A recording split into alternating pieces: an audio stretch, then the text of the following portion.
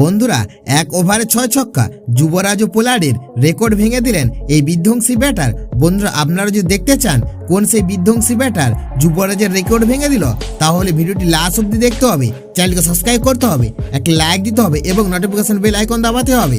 বন্ধুরা, এক ওভারে 6 ছক্কা তৃতীয়বারের মতন দেখা গেল আন্তর্জাতিক টি-20তে ভারতের যুবরাজ সিং ও ওয়েস্ট ইন্ডিজের কায়রন পোলার্ডের। বন্ধুরা, এই রেকর্ডে ভাগ বসিয়েছেন নেপালের দীপেন্দ্র সিং আইরি।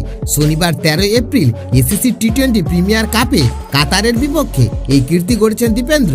3টি 4-এর সঙ্গে 7টি 6, 21 বলে 64 রান করে দীপেন্দ্র 7-6-এর 6টি আসে এক ওভারে। বন্ধুরা, ইনিংসের শেষ ওভার কামরান খানের করা ওই ওভারে প্রতিটি বল উড়িয়ে সীমাছাড়া করেন দীপেন্দ্র। 15 বলে 28 রান করা এই ডানহাতি ব্যাটার এক ওভারে ঝোড়ো ইনিংস শেষে অপরাজিত থাকেন 21 বলে 64 রানের।